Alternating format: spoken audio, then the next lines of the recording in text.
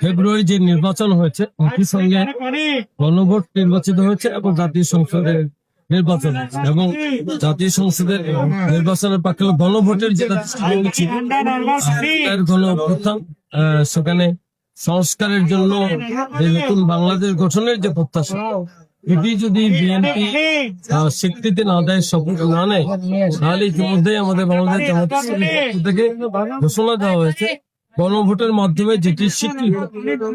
সুতরাং এই শপথ যদি বিএনপি না নেয়, তাহলে বাংলাদেশ জামাত ইসলামী কোন শপথই আপাতত গ্রহণ করবে না। পরবর্তীতে সার্বিক প্রেক্ষাপটের কারণে আপনারা জানেন যে 5ই আগস্টের গণঅভ্যুত্থানে যে বাংলাদেশ আমরা পেয়েছি, দুর্নীতিমুক্ত একটি বাংলাদেশ, বৈষম্যহীন একটি বাংলাদেশ এবং দুঃশাসন মুক্ত একটি বাংলাদেশ। এর অর্থই হচ্ছে তারা 5ই আগস্টের যে চেতনা, গণ অভ্যুত্থানের যে চেতনা, এটাকে বিএনপি স্বীকৃতি দিতে চান এবং সংস্কারের পক্ষে বিএনপি স্বীকৃতি দিতে চান। সুতরাং অবশ্যই জনগণের ম্যান্ডেট নিয়ে আসা বাংলাদেশ জামাত ইসলামী 11 দলীয় ঐক্যজোট যে নির্বাচনে বিজয় অর্জন করেছে, এটাকে যথাযথ প্রয়োগের জন্যই আমরা সূচনাতেই বিএনপির এই দৃষ্টিভঙ্গির বিরুদ্ধে আমরা আমাদের অবস্থানকে নিশ্চিত করতে চাই। এটি কি নতুন করে কোন রাজনৈতিক তৈরি করবে?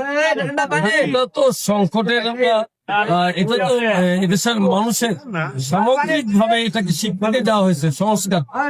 আমরা জানি যে 5ই আগস্টের আগে যারা ক্ষমতায় ছিল, যে ফ্যাসিস্টরা ক্ষমতায় ছিল, মূলত বাংলাদেশটা একটি দলের একটি গোষ্ঠীর দেশ বানিয়েছে এবং ভারতের অধ্যুষিত, ভারতের সেবা রাষ্ট্র পরিণত করেছে। সেখান থেকে বেরিয়ে এসে নতুন বাংলাদেশের যে চেতনা, এটার যে স্বীকৃতি গণভোটের মাধ্যমে আমরা পেয়েছি, সেটাকে অস্বীকার করা মানেই হচ্ছে 5ই আগস্টের চেতনাকে ধ্বংস করে দেওয়ার সঙ্গে। আমরা দেখছি গত 25 দিন জামাতের আমির শহীদুর রহমানের বাসায়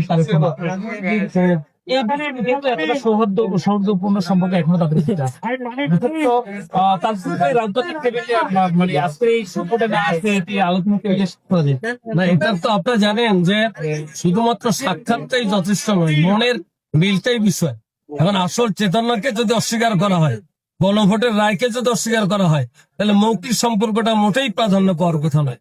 সুতরাং বাংলাদেশ জামাত ইসলামী দেশের জনগণের পক্ষে, নৈতিকতার পক্ষে, দুর্নীতি বিরোধী চেতনার পক্ষে এবং সংস্কারের মাধ্যমে নতুন বাংলাদেশ, শহীদ হাদির চেতনার বাংলাদেশ আমরা চাই। সুতরাং কোনোভাবেই ফ্যাসিস্টদের দৃষ্টিভঙ্গির আলোকে এই দেশ আর চলতে পারে। সুতরাং বিএনপি যদি সেই দিকে ধাবিত হয়, বাংলাদেশ জামাত ইসলাম শুনতেই তার বিরোধিতা করবে, এটাই স্বাভাবিক। বিএনপি এবং জামাত একটা লম্বা সময় রাজনৈতিক মঞ্চে হাতে হাত রেখে ঠিক তারপরে এখন ঠিক বিপরীত আমরা সে সময় আওয়ামী লীগের বিরুদ্ধে এবং ঐক্যবদ্ধ আন্দোলন একসঙ্গে আমরা করেছি। দেশের প্রয়োজনে গণতন্ত্রের প্রয়োজন। আজকে যদি সেই চেতনা থেকে বিএনপি যদি নিজেকে সরিয়ে নেয়, তাহলে আমরা বিএনপির বিরুদ্ধে আন্দোলন করি। আসল চেতনা হলো এই দেশের মানুষ, আসল চেতনা হলো মানুষের অধিকার, গণতন্ত্র। এটার বিরুদ্ধে যদি বিএনপি নেয়, তাহলে অবশ্যই আমরা তাদের বিরুদ্ধে। আপনি কি মনে করছেন মানে জামাত যে সিদ্ধান্ত নিয়েছে? হ্যাঁ, অবশ্যই আমরা সঠিক মনে করি। গণ রায়কে এই একই সঙ্গে গণভোট হয়েছে, সেই রায়কে যদি বিএনপি অস্বীকার করে, তাহলে অবশ্যই আমরা তার বিরুদ্ধে অবস্থান। এটাই সব। ধন্যবাদ। দর্শক যেমনটি বলছিলেন যে